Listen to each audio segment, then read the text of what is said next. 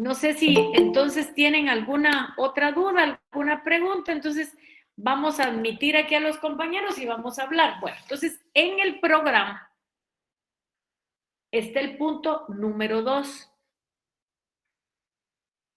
Nosotros vamos a concluir el 1 porque creo que nos hacía falta solo la economía.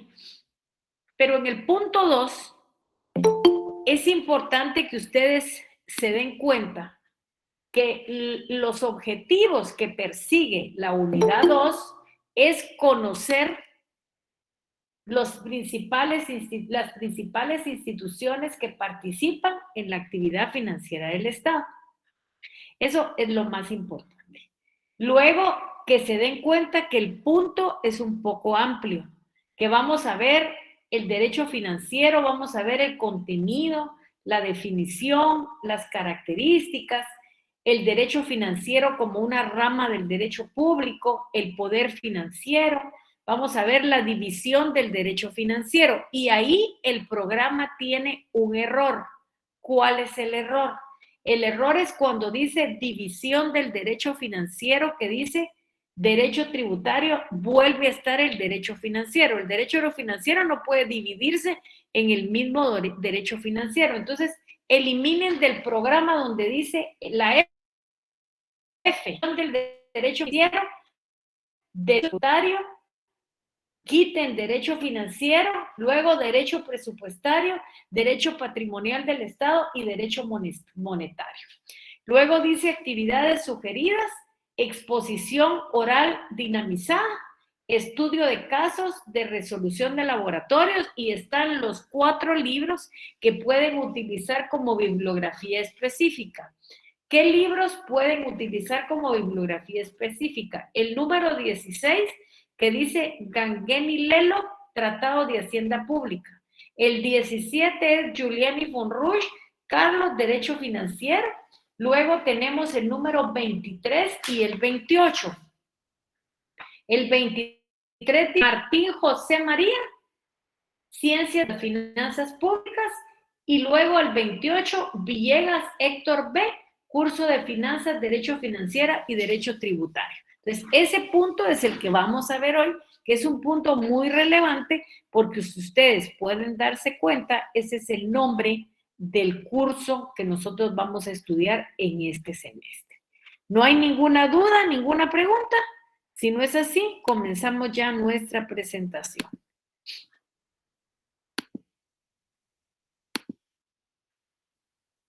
Bueno, vamos a regresar aquí. Creo que con ustedes nos quedamos. Permítanme. Bueno, nos quedamos. No, yo creo que terminamos, ¿verdad? Pero bueno, vamos a terminar ciencia política porque según mis apuntes, ciencia política. Entonces, vamos a ver la relación que tiene la ciencia política con las finanzas públicas. Y lo primero que vamos a ver nosotros es qué es ciencia. ¿Cómo podemos definir nosotros lo que es ciencia? Lo que trata es de las cosas y lógicamente de las causas que tiene ese conocimiento. Luego tenemos política. Y entonces, ¿qué es política? Ustedes saben que la política es la ciencia que determina las funciones del Estado. Las funciones del Estado dentro de la sociedad de que es representante. Y esto, lógicamente, es completamente importante. Y esto es completamente importante. Entonces, representante de la sociedad universal de los estados a que pertenece, así como los medios para la recta consecución de sus funciones mismas. Como tenemos ciencia por un lado, como tenemos por otro lado política. Pero cuando nosotros tenemos que unir lo que es la ciencia política, es la disciplina cuyo objetivo es el estudio sistemático del gobierno en su sentido más amplio. Entonces, la ciencia política es el objetivo, es el estudio sistemático del gobierno en su sentido más amplio. Y aquí, ¿por qué nos interesa esa relación con la ciencia política? Porque si ustedes se recuerdan, nosotros hablamos de necesidades que hay que cubrir. Y las necesidades que hay que cubrir son para los ciudadanos. Y quien tiene que cubrir eso es el gobierno, a través de los recursos que tiene el Estado. Por eso entonces tiene relación la ciencia política con las finanzas públicas. Su relación con la hacienda pública es porque regula las políticas financieras del Estado. Esas políticas en la sociedad, mediante un control político de las mismas. ¿Qué consultamos para llegar a este punto? Cabanela, su diccionario, y Ernesto Flores Zavala, que es Finanzas Públicas Mexicanas, editorial Porrúa, 32ª edición, actualizada en México, 1988. Y ahora sí entramos al punto número 2, que fue el que yo les leí, cuál era el contenido. Y aquí, primero vamos a decir que para Héctor Villegas, en el libro que se denomina Curso de Finanzas, Derecho Financiero y Tributario, señala cuál es el contenido del derecho financiero. Aquí dentro del contenido del derecho financiero encontramos varios sectores con características jurídicas propias. ¿Cuál es lo primero que el primer elemento que nosotros tenemos? Es la regulación jurídica del presupuesto. Y cuando nosotros estamos hablando de la regulación jurídica del presupuesto, estamos hablando de dos grandes partidas.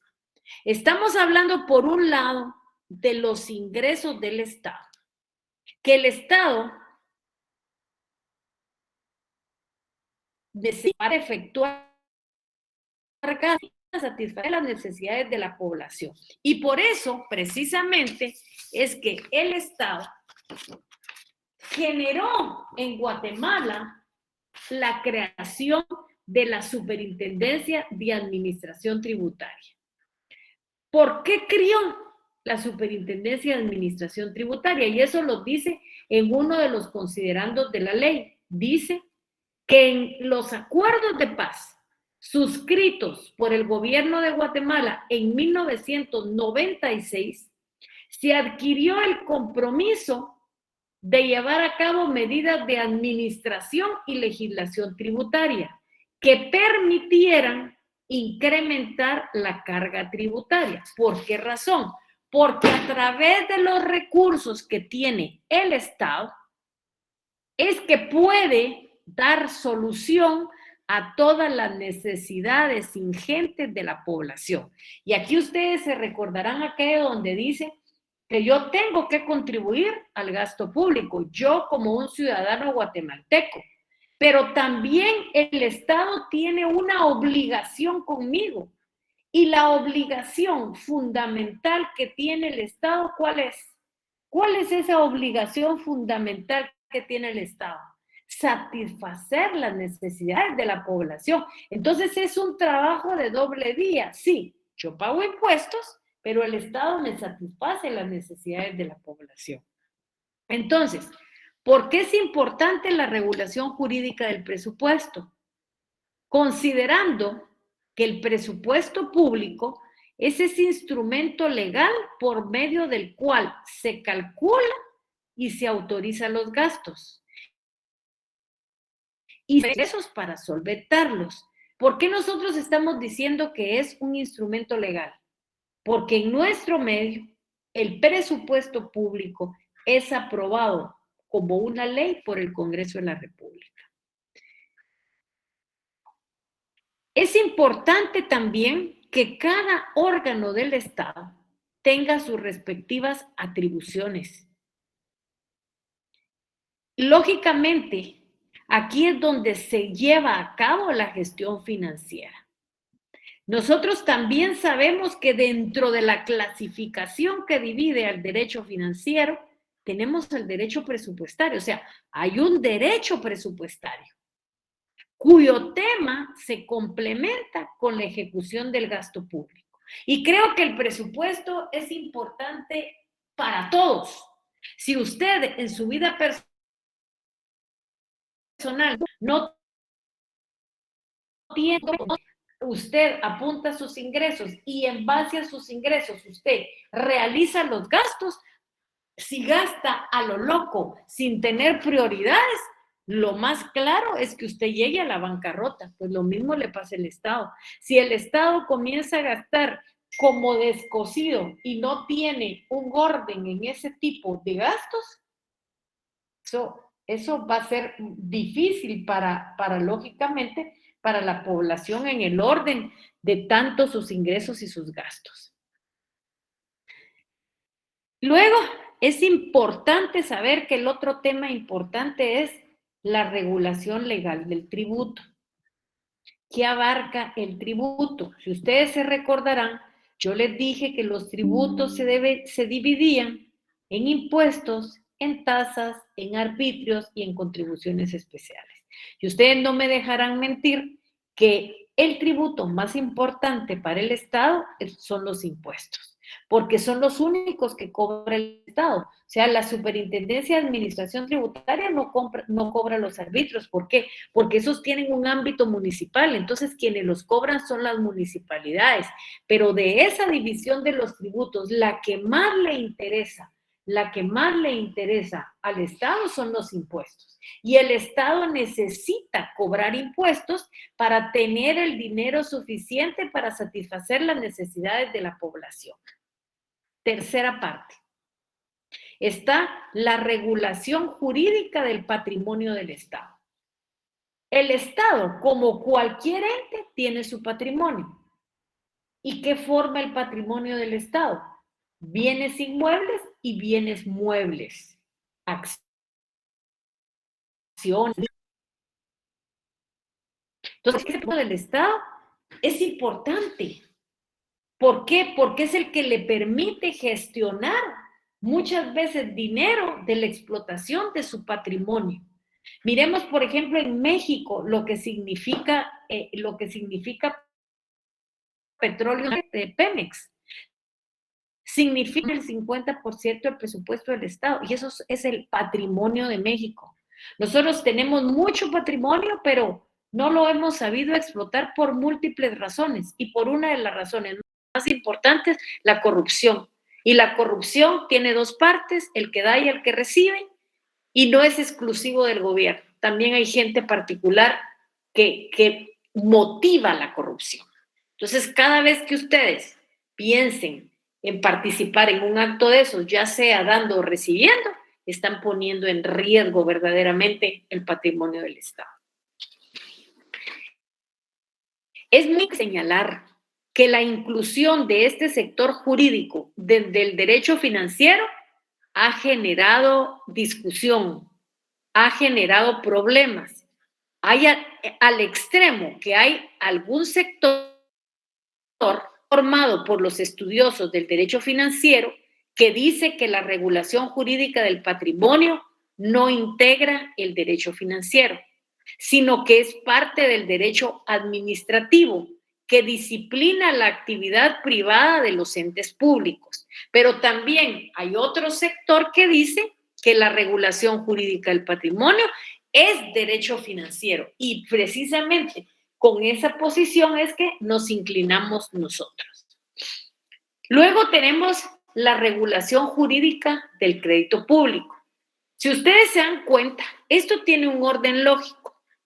En primer lugar, ¿de dónde puede sacar el Estado los recursos necesarios para poder satisfacer las necesidades de la población? En primer lugar, cobrando impuestos. Y ahí está la regulación legal de los tributos. Pero también puede explotar sus bienes propios, sus bienes patrimoniales y sacar de ahí algún dinero que necesita. También ustedes recordarán que hay muchos gobiernos amigos que nos hacen donaciones. Y cuando ya no le alcanza al Estado para adquirir los bienes, ¿qué es lo que tiene que pasar? Lo que lógicamente tiene que pasar es la regulación jurídica del crédito público, en donde lo que el Estado utiliza es esa figura que le permite hacer un préstamo, adquirir dinero para satisfacer las necesidades de la población. ¿Quién le puede dar el dinero al Estado? Pues al Estado le puede dar el dinero cualquier persona individual o jurídica que esté dentro del país o fuera del país. Pero lógicamente que se convierta en un prestamista para que pueda surgir entre el Estado y los prestamistas esta relación. Cuando el Estado utiliza los fondos que provienen del crédito público. Otro aspecto muy importante dentro del contenido del derecho financiero es la moneda. Se refiere al conjunto de normas jurídicos económicas que están relacionadas con la moneda. Nosotros ya en estas leyes que vamos a estudiar tenemos dos leyes claramente establecidas. Una de esas es la ley monetaria y la ley de libre negociación de divisas, porque yo les dije, en Centroamérica hay dos maneras de regular la moneda completamente diferentes. ¿Qué hicimos nosotros? Nosotros no perdimos nuestra moneda. Nuestra moneda sigue siendo el quetzal. Pero ¿qué tuvimos que hacer cuando el dólar se fue en el valor en relación al quetzal? ¿Qué tuvimos que hacer? Crear la ley de libre negociación de divisas que me permitiera a mí en algún momento determinado poder utilizar el quetzal, pero poder al mismo tiempo acudir a las divisas que regularmente cuando nosotros pensamos divisas estamos pensando en dólares. Esa es la situación. Pero tenemos nuestro vecino El Salvador. ¿Y qué hizo el vecino El Salvador? Eliminó el colón y tomó como propia el dólar. Y esa es la moneda que ellos tienen, el dólar. Entonces, cuando se habla de esa regulación jurídica de la moneda, esto se refiere al conjunto de normas jurídico-económicas relacionadas con la moneda y que constituye el derecho monetario de reciente elaboración. Vamos a parar aquí un momentito y voy a darle ingreso a los compañeros que están en cola.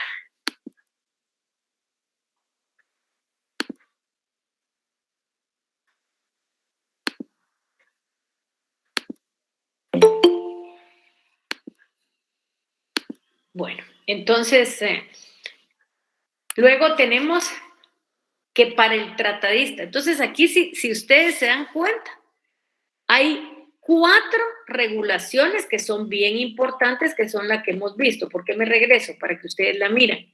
La regulación jurídica del presupuesto, la regulación legal del tributo, la regulación jurídica del patrimonio del Estado, la regulación jurídica del crédito público y la regulación jurídica de la moneda.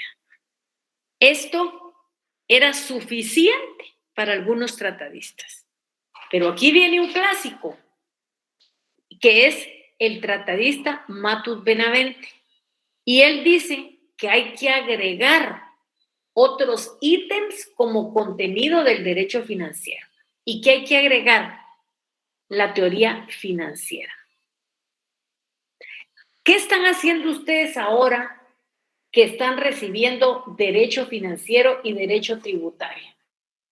Ustedes están haciendo lo que es la teoría financiera. ¿Y qué es lo que les va a permitir a ustedes el conocimiento de esta clase, de estas dos asignaturas?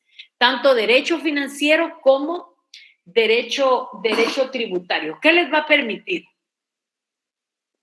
Les va a permitir, mediante su estudio y conocimiento, que puedan crear, modificar e interpretar norma financiera para poder aplicarla. No se concibe que se pueda crear e interpretar normas de derecho financiero si ustedes no conocen la teoría financiera. Si ustedes no conocen cuáles son los principios constitucionales donde se sustenta el derecho financiero, donde ustedes no conocen cómo puede dividirse los tributos, cuando ustedes establecen la diferencia entre impuesto directo e indirecto, cuando ustedes pueden lograr saber qué es la evasión tributaria. Entonces, el conocer todas esas normas de derecho financiero les va a permitir saber lo que es la teoría financiera. Los legisladores, para poder crear la ley financiera, deben obligadamente conocer teoría financiera. Y con los impuestos que yo les he dicho, ¿cuáles son esos impuestos? Impuesto directo, impuesto indirecto, principios fundamentales de los impuestos. Yo les dije cuáles son los principios fundamentales: legalidad, capacidad de pago, de justicia. Cuando usted plantea una inconstitucionalidad, de saber hasta dónde llegan los límites fundamentales. Yo me recuerdo que la semana pasada les dije que como el derecho penal está basado fundamentalmente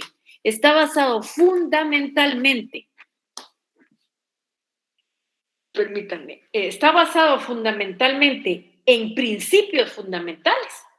Así está el derecho financiero, con ese marco referencial que tiene la Constitución de la República, en donde el artículo 239 de la Constitución es más que necesario leerlo. Así que apunten, por favor, lean el artículo 239 de la Constitución, que es el sistema base en el que descansa el sistema jurídico guatemalteco en cuanto al derecho financiero. Ustedes saben también que para dilucidar las controversias entre el contribuyente y el Estado, hay todo un procedimiento que se llama contencioso administrativo, y saben que hay salas de lo contencioso administrativo que deben de conocer esos procedimientos. Bueno, pues los magistrados de las salas de lo contencioso administrativos deben de conocer la teoría financiera. ¿Para qué? Para aplicar la ley financiera. Y esto se extiende a empleados administrativos para resolver las controversias que se le presentan. Para poder resolver las controversias que se le presentan, lógicamente, ¿qué tiene que haber? Tiene que haber un conocimiento claro de lo que son las leyes financieras. La mitad. ¿Alguien habla ahí?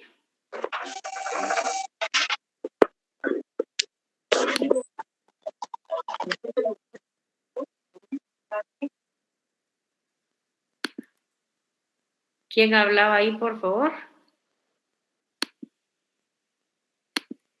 Bueno, vamos a continuar. Entonces, ¿en qué estábamos? La mitad de la carrera de ustedes es en notariado. Ustedes van a ser notarios. Ustedes tienen que conocer leyes tributarias. Por ejemplo, la ley del IVA, la ley del impuesto sobre la renta. Eso es de conocimiento obligado. Ustedes pueden hacer la mejor escritura del mundo, pero si no pagan el impuesto del IVA y no les inscriben la propiedad, no sirve de nada. Más como un tratado. O sea, conocer los notarios leyes tributarias, deben de conocer teoría financiera para poder interpretar esas leyes tributarias. Luego tenemos el otro contenido. Ya no solo es la teoría financiera, sino que también la organización financiera del Estado. ¿En qué consiste esa organización financiera del Estado?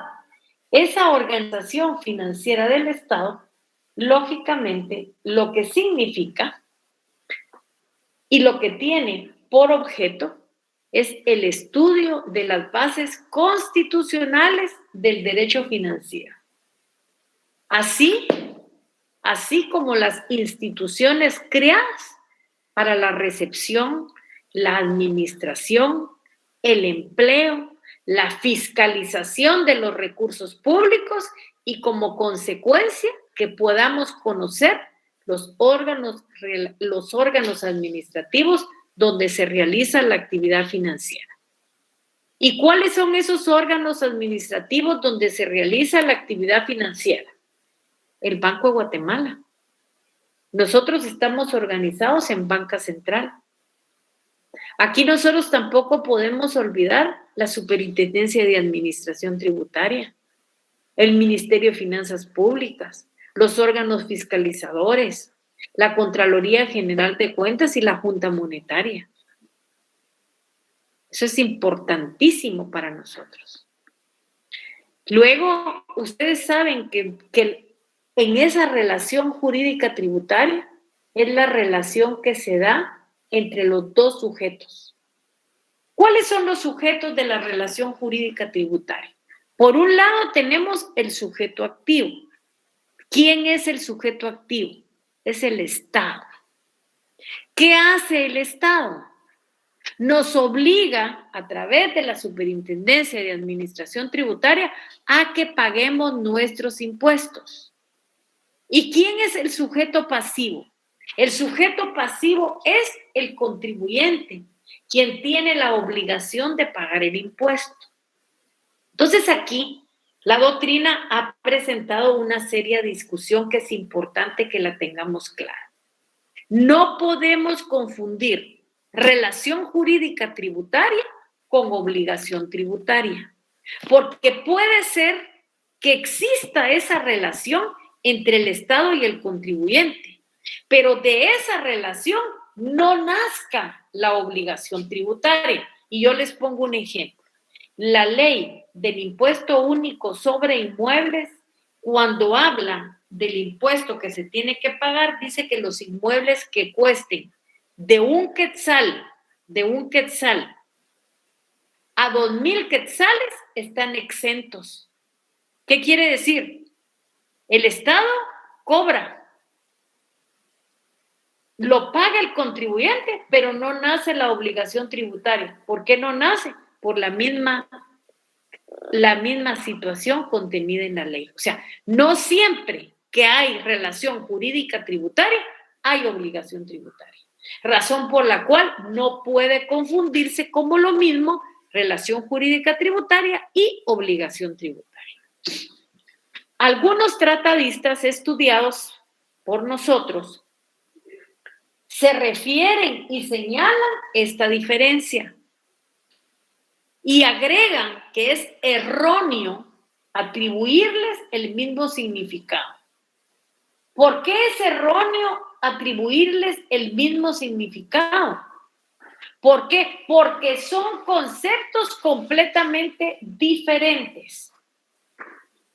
Es importante determinar que puede existir relación jurídica tributaria sin que exista obligación tributaria, por el ejemplo que yo les estoy poniendo.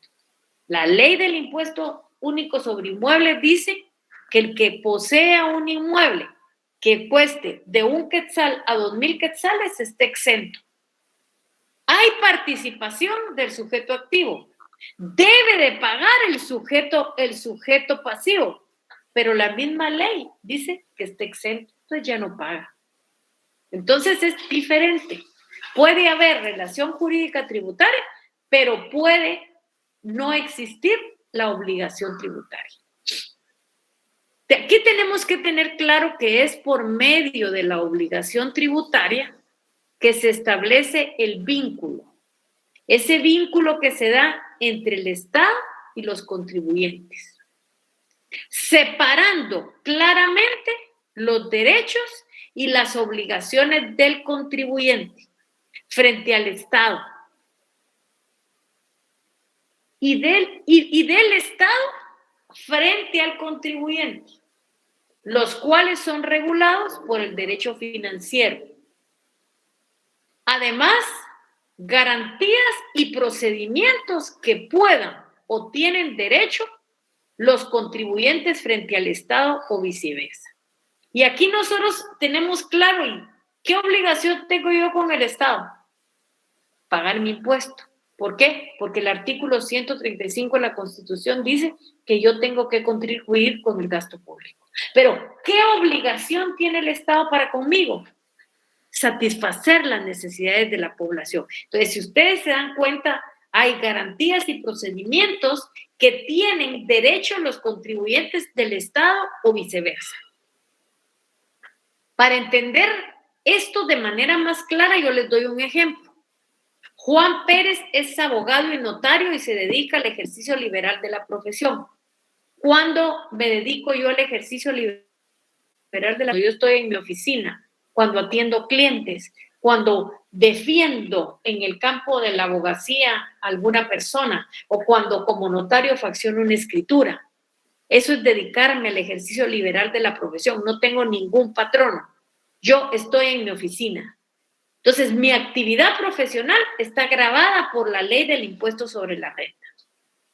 De esta manera, en esa obligación que yo tengo de pagar el impuesto sobre la renta, surge entre el Estado y el abogado relaciones de carácter tributario.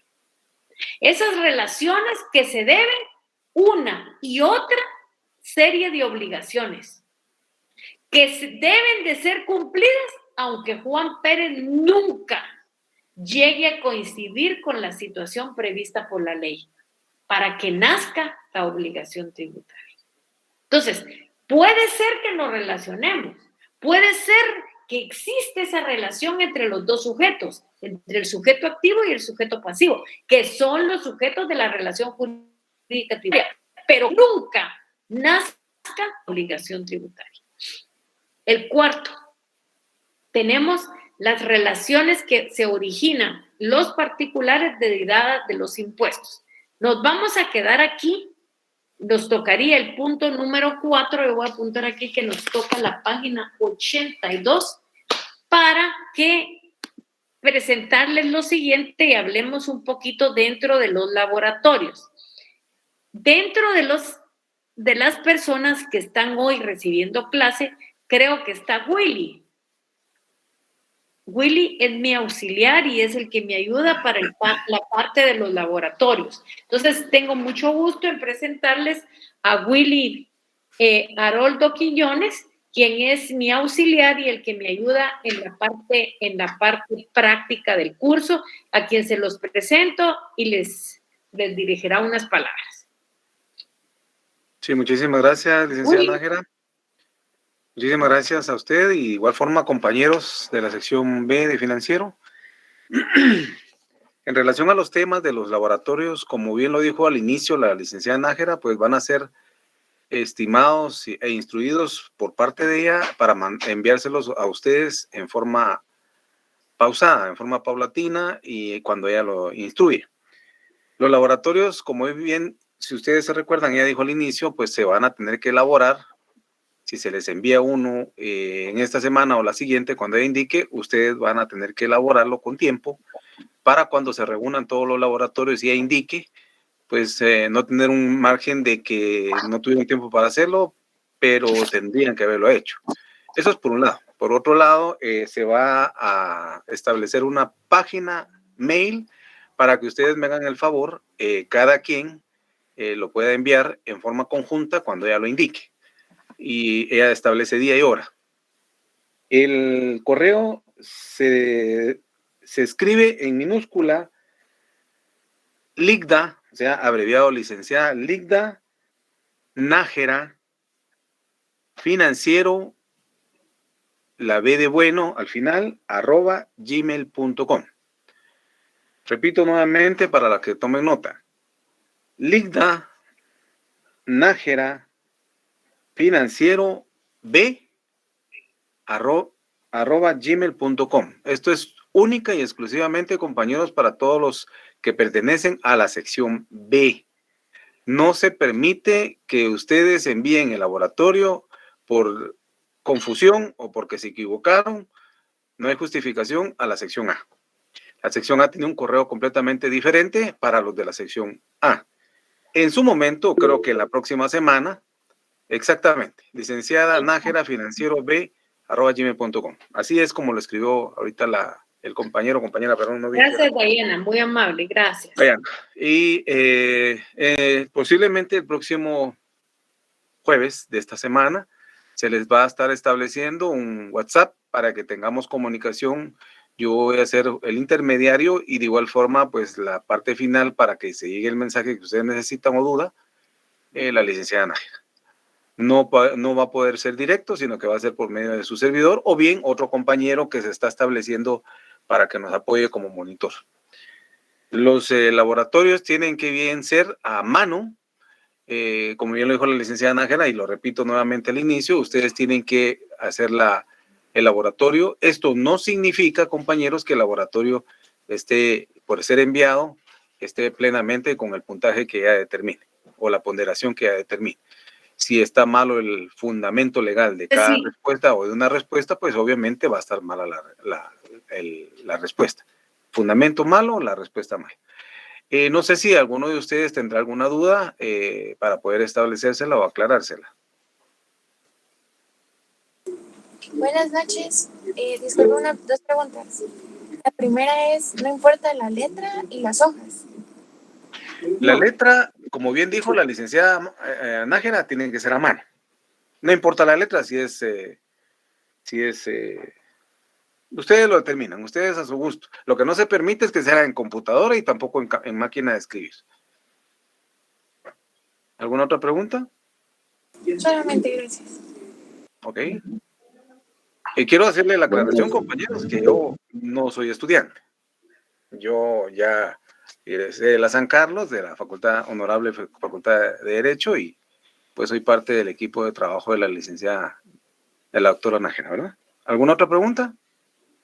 Sí, perdón. Buenas noches, sí. Uy. ¿Quién de todos? Que le dé la compañera Kimberly, no hay problema.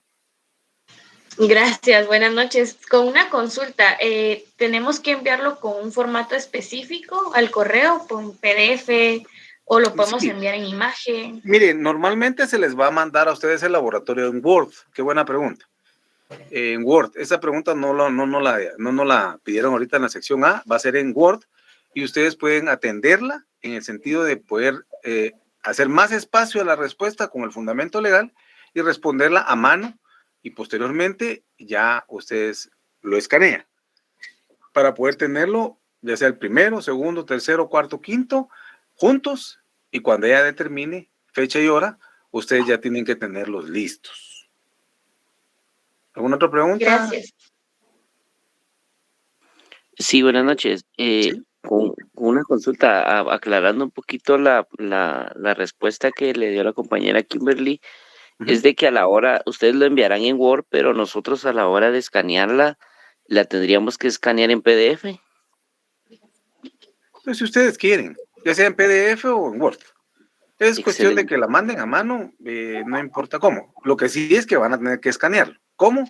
Miren, han tenido el problema de que cuando se los escanean en PDF, lastimosamente el escáner no se los toma completos.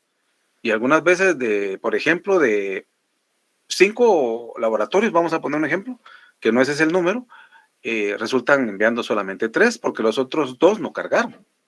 Pero ya queda discrepancia de cómo ustedes lo escanean. Muchas gracias. Bueno, no sé si la señorita López Estrada también. Perdón. Robson.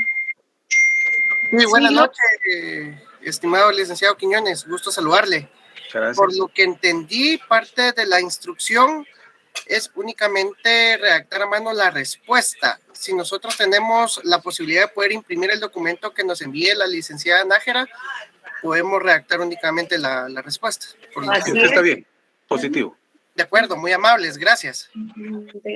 Señorita López Estrada. Ya me respondieron los compañeros, licenciado, muchas gracias. Muy bien.